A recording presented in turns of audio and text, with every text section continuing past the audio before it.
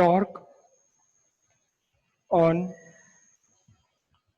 Current carrying coil. Torque on current carrying coil. सबसे पहले तो टॉर्क एक्चुअली क्या है? टॉर्क है turning effect of force. Force का टर्निंग इफेक्ट है टॉर्क। बहुत सारे इफेक्ट हमने पढ़े थे फोर्स के। ये एक ऑब्जेक्ट है, मैंने इस पर फोर्स लगाई, डिस्प्लेस हो गया, ये ट्रांसलेटरी इफेक्ट है, ट्रांसलेटरी मोशन हो गया, इसने अपनी जगह बदल दी। लेकिन दो फोर्स अगर लगे आपके तो ये जगह बदले बिना इसने घूमना शुरू कर दिया, ये रोटेशनल इफेक्ट ऑफ फोर्स है। ये rotational effect turning effect of force है। और कितना इफेक्टिव है ये, कितना इफेक्टिव है उसे निकाला जाता है in terms of torque. Larger the torque larger is its effect. तो अब हम टॉर्क फाइंड करेंगे on a current carrying coil. ये मैंने एक कॉइल बना ली है, कॉइल है ये, और इसमें हम इमेजिन करेंगे करंट फ्लो कर रहा है। ठीक है, पहले इस कॉइल से रिलेटेड कुछ चीजें हम समझ लेते हैं। ये कॉइल मैंने बनाई है, बैकग्राउंड में दूं इसको डार्क। ये कॉइल बनाई है, ठीक है। इस कॉइल की एक आर्म, ये वाली आर्म, इसकी लंबाई हम लिखेंगे L, लेंथ इसकी हम लिखेंगे L, L इसकी लेंथ है, ओके, अगर समझ दिख रही हो तो L। और ये जो इसकी दूसरी वाली साइड है, इसको एज यूजुअल हम लिखेंगे B, B is the breadth, B इसकी ब्रेथ हो गई।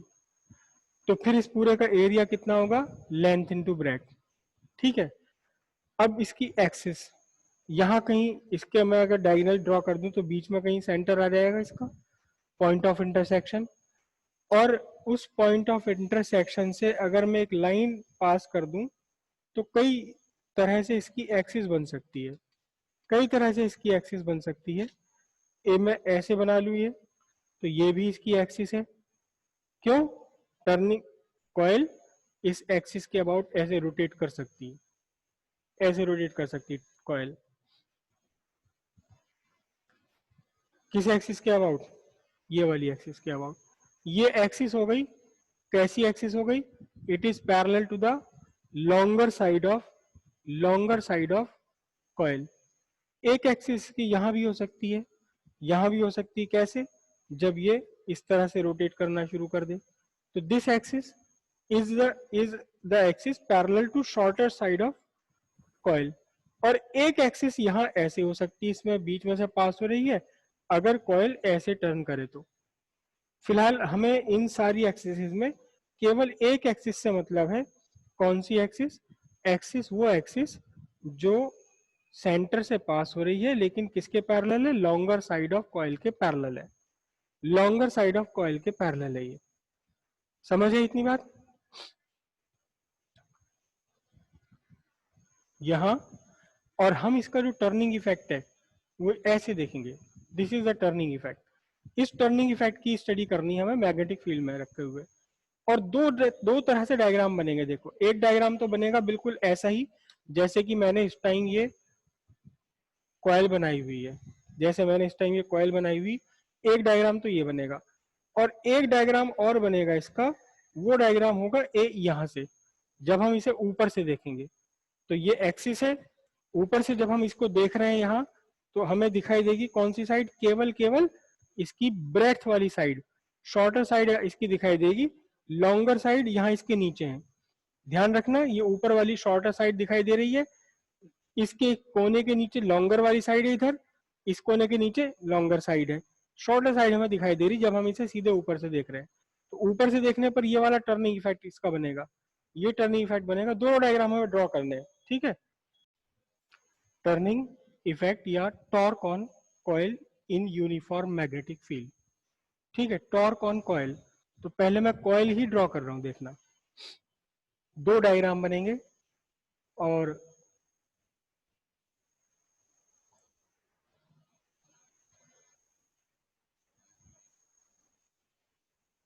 बस समझने की बात है, वैसे कुछ भी मुश्किल नहीं है इसमें, मुश्किल कुछ भी नहीं है। केवल बस थोड़ी सी समझने की दिक्कत है।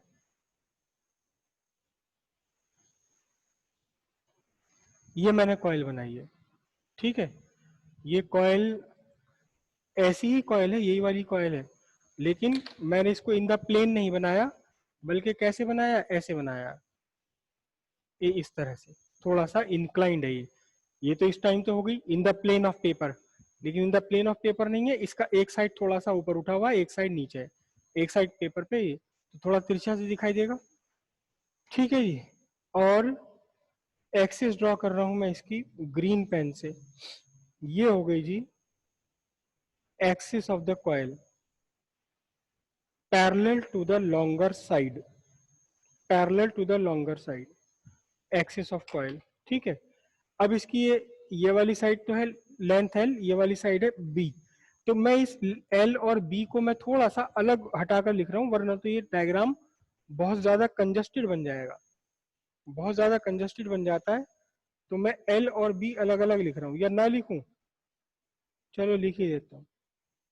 ये हो गई लेंथ एल, ठीक है जी। और ऐसे ही यहां ऊपर लिख रहा हूं मैं इसको, ये है आपकी बी, स्मॉल बी, ठीक है। इसका नाम डाल लेते हैं हम, पी क्यू आर एस डालूं, क्या डालूं, बी हमें यूज करना ही है, इसका नाम डाल देते हैं हम पी क्यू आर एस, आपके वो नोट्स में शायद कुछ और डाला हुआ हो, ठीक है। और ये पूरी की पूरी कॉइल एक मैग्नेटिक फील्ड में रखी हुई है, मैग्नेटिक फील्ड में रखी हुई है। कैसे मैग्नेटिक फील्ड में रखी हुई है, this is the direction of magnetic field, चार जगह मैग्नेटिक फील्ड ड्रॉ करूंगा, दिस इज बी वेक्टर, यहां भी इसके मिड पॉइंट पर मैं ड्रॉ कर रहा हूं, दिस इज बी वेक्टर, और यहां इस मिड पॉइंट पर कर रहा हूं, दिस इज बी वेक्टर, और यहां भी इसके मिड पॉइंट पर, चार जगह बी वेक्टर मैंने ड्रॉ किया है, ताकि वो एंगल वैंगल बढ़िया सा समझ में आ जाए।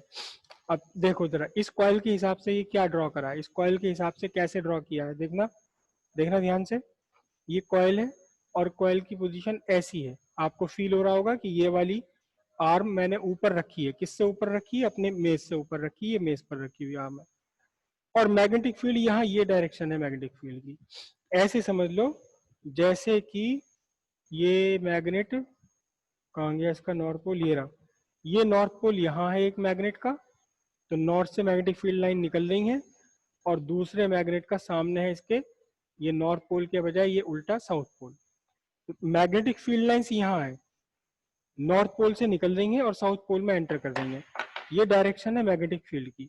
वो मैग्नेटिक फील्ड यहाँ भी है, मैग्नेटिक फील्ड लाइंस यहाँ भी है, ये मैग्नेटिक फील्ड लाइंस यहाँ भी है, मैग्नेटिक फील्ड लाइन यहाँ से पूरा एकदम ढेर सारी मैग्नेटिक फील्ड लाइन इस कॉइल को पास करते हुए इधर जा रही है, इस कॉइल के नीचे से भी जा रही है, कॉइल के अंदर से भी जा रही है, और कॉइल के ऊपर से भी जा रही है, एक three dimensional uniform magnetic field में इसे रखा हुआ है, थ्री डायमेंशनल फील्ड है ये, ठीक है।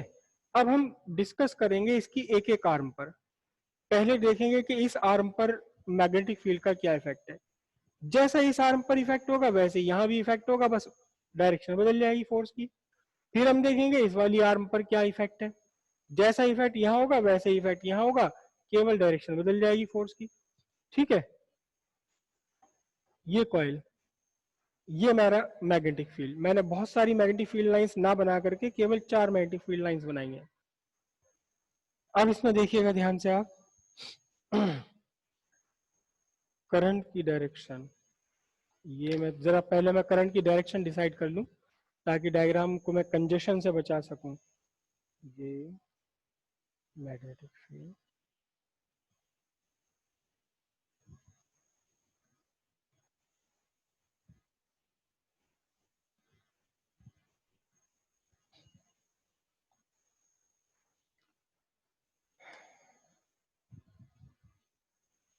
करंट मैं इसमें ले रहा हूं एंटी क्लॉकवाइज, ये मैंने इसमें करंट ली है एंटी क्लॉकवाइज, करंट है आई, कैसे हमने स्टेब्लिश कर रखा है करंट को उससे हमें कोई मतलब नहीं, कॉयल है तो कॉयल के दो सिरे भी होंगे, देखो ये सिरे मेरे निकले हुए हैं, ये दो सिरे यहाँ, तो इन दोनों सिरों को सेल से जोड़ दो, कॉयल में करंट स्टैब्लिश हो जाएगी। वो सेल वेल हमने यहाँ नहीं दिखाया हुआ। एक एक करके हमें कंसिडर करना है कि आर्म पी क्यू पर इस मैग्नेटिक फील्ड का क्या इफेक्ट पड़ेगा। वापस अपनी इस पर आ जाता हूँ। ये वाली आर्म है मेरी P Q, this is P Q, correct. अब पी क्यू में करंट की डायरेक्शन ये रही, करेक्ट। ध्यान से देखना, ये मेरा मैग्नेटिक फील्ड की direction, first finger in the direction of magnetic field, middle finger in the direction of current. देख लो डायरेक्शन ऑफ करंट कहाँ है, क्यू से पी की तरफ है। ये मेरा पॉइंट है क्यू, ये वाला पॉइंट है पी। तो ये एक पॉइंट है क्यू, ये पॉइंट है मेरा पी, तो क्यू से पी की तरफ करंट की डायरेक्शन है। मैंने मैग्नेटिक फील्ड की डायरेक्शन में ली फर्स्ट फिंगर, करंट की डायरेक्शन में ली मिडिल फिंगर, और ये मेरा आ गया अंगूठा। ये अंगूठा कहाँ आ रहा है, ये अंगूठा आ रहा है perpendicularly out of plane, vertically upwards, perpendicularly out of plane बोलेंगे हम। ये अंगूठे की डायरेक्शन मेरी ऊपर की तरफ आ रही है, जैसे इसे फोर्स की डायरेक्शन कहाँ है, फोर्स की डायरेक्शन इस आर्म पर ऊपर है, ऐसे जैसे कोई इसे ऊपर की तरफ उठा रहा हो, ऊपर की तरफ इसे इस पेपर से वर्टिकली अपवर्ड्स कोई इसे ऊपर उठा रहा हो।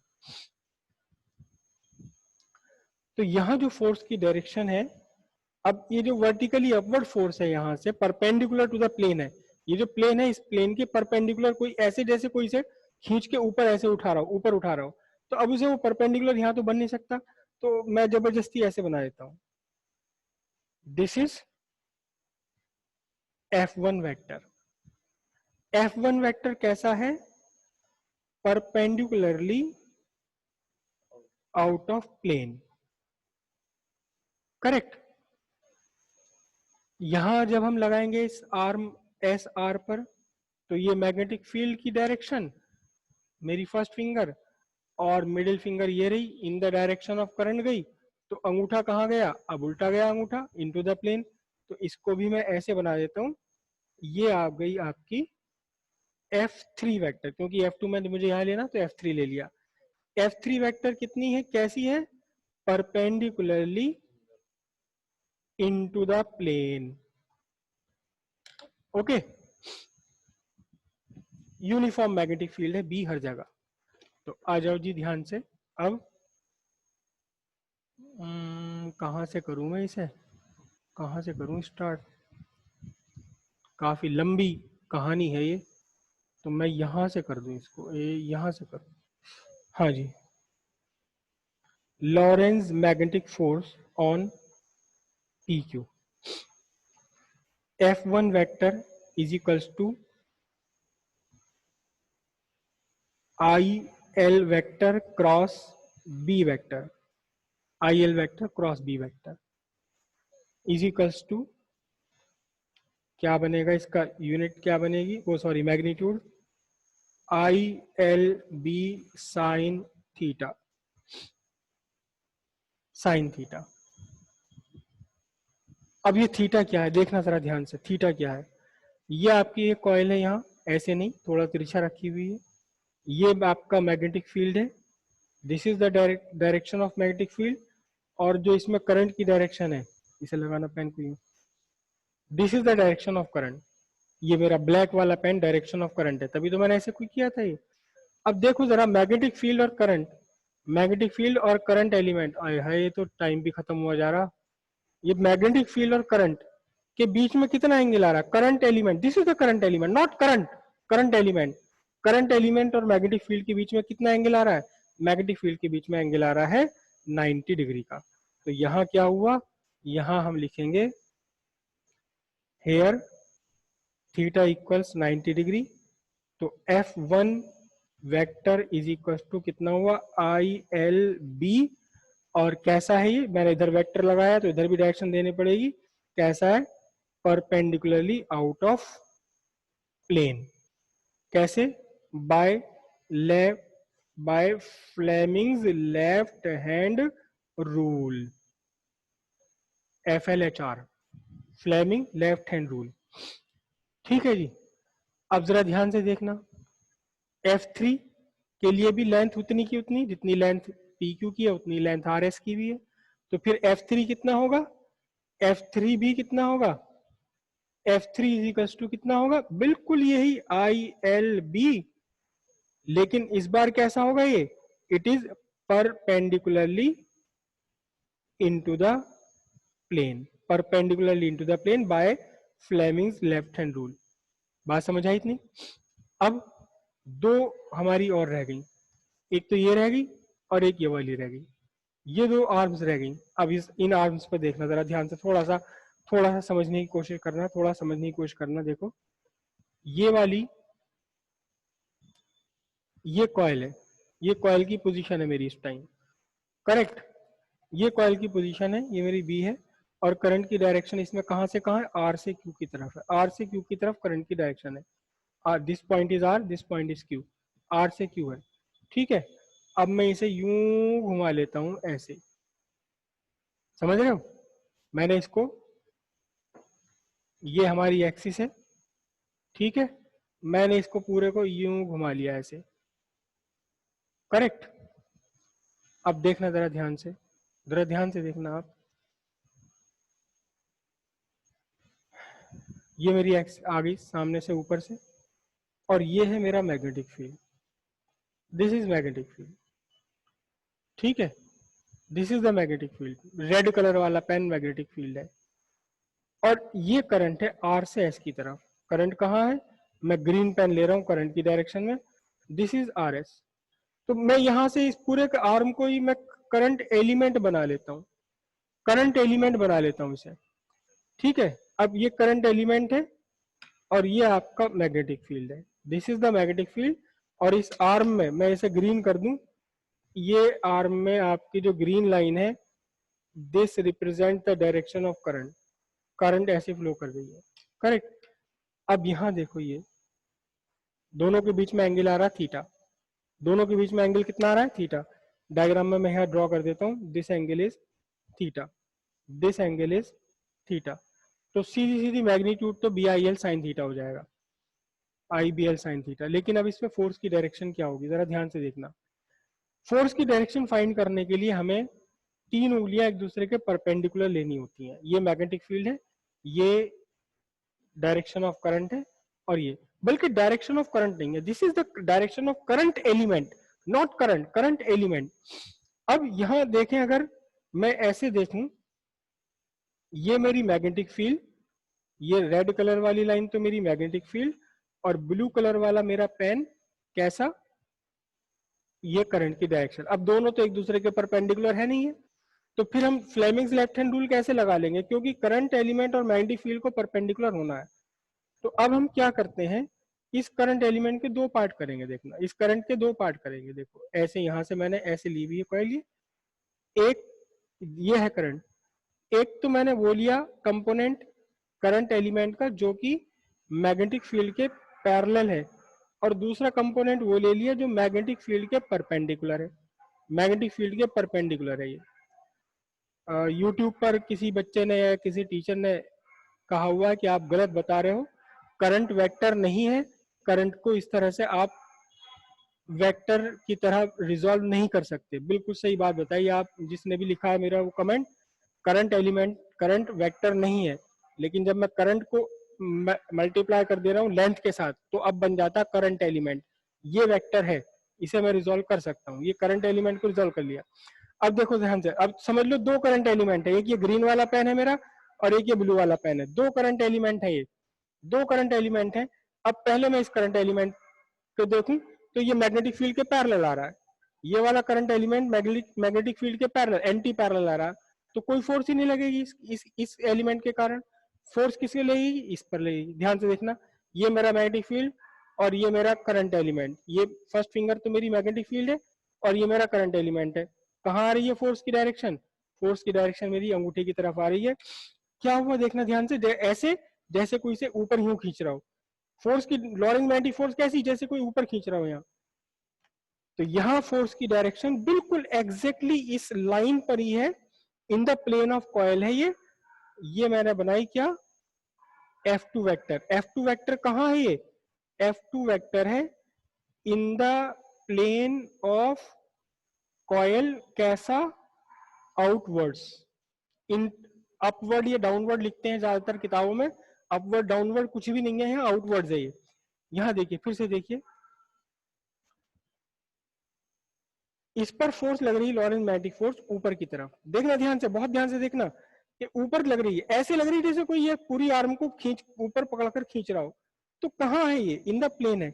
जबकि ये वाली जो फोर्स थी, ये जो फोर्स हमने फाइंड करी थी F1, ये फोर्स आ रही थी इस डायरेक्शन में, it is not in the plane, ये तो प्लेन से अलग ही डायरेक्शन में थी, यहाँ थी इस, ये ऐसे था जैसे ऊपर यहाँ कोई खींच रहा हो, it is not in the plane. ये वाली फोर्स ऐसी जैसे कोई इसे नीचे दबा रहा हो, ये फोर्स अपवर्ड थी, मैं ऐसे बना लूंगा अंगूठा, ये फोर्स मेरे डाउनवर्ड थी, ऐसे जैसे यहाँ से कोई ऊपर उठा रहा हो, जैसे कोई नीचे धसे रहा हो इसको, ये फोर्स ऐसे नहीं है, ये force in the plane, plane में कौन सी फोर्स होती? प्लेन में ये वाली फोर्स होगी, ऐसे जैसे कोई से बाहर की तरफ खींच रहा हो, ये फोर्स होगी। आपकी जो ये वाली फोर्स है, ये है इन द प्लेन, जैसे कोई से बाहर की तरफ खींच रहा हो, इन द प्लेन, इस प्लेन को प्लेन में ही बाहर की तरफ खींच रहा हो। तो दूसरी वाली फोर्स यहाँ कितनी होगी? वो भी ऐसी ही होगी, लेकिन इसके अपोजिट डायरेक्शन में चली जाएगी करंट के हिसाब से। तो ये मैंने लिखा F2 फोर्स कैसी है? ये है in the plane of coil, और ये भी कैसी है? आउटवर्ड्स है, बाहर की तरफ है। मतलब ये दोनों फोर्सेस ऐसी हैं, दोनों फोर्सेस ऐसी हैं जैसे कोई इसे बाहर से खींच रहा हो और इसे यहाँ खींच रहा हो। देखना ध्यान से, दो फोर्सेस ऐसी हैं, इसे भी कोई बाहर खींच रहा है, इसे भी कोई कॉइल के बाहर से खींच रहा है, और दोनों ही इन द प्लेन है, दोनों ही in the plane of loop है, प्लेन ऑफ कॉइल में है। ये वाली फोर्स ऐसी नहीं थी, ये फोर्स कैसी थी कि जैसे कोई इसे ऊपर उठा रहा है, जैसे कोई इसे नीचे धसा रहा है। तो इसका इफेक्ट, इन दो फोर्सेस का इफेक्ट आएगा टर्निंग इफेक्ट। देख रहे हो, कोई इसे ऊपर उठा रहा है, कोई इसे नीचे धसा रहा है, तो इनका इफेक्ट आएगा टर्निंग इफेक्ट। लेकिन यहाँ बाहर की तरफ खींच रहा है, कोई इसे ऊपर या नीचे नहीं है, बाहर की तरफ, मैं इसे बोलता हूँ आउटवर्ड्स, ये आउटवर्ड्स है। तो दोनों एक दूसरे के इक्वल है, अपोजिट है। तो नेट फोर्स कितनी हो गई? F2 और F4, F2 और F4 का जो नेट रिजल्टेंट है ये 0 हो जाएगा, जबकि F1 और F2 3 इनका नेट रिजल्टेंट 0 नहीं होगा। हो भी सकता, नहीं भी हो सकता, जो केस हमने बनाया है इसमें ऐसे जैसे कोई ऊपर ले जा रहा है, इसे कोई नीचे ले जा रहा है। तो अब ये टर्निंग इफेक्ट देंगे कौन से दोनों फोर्स? F1 वेक्टर और F3 वेक्टर। ठीक है, इससे आगे अभी अगली क्लास में करेंगे 12:40 12:40 पर।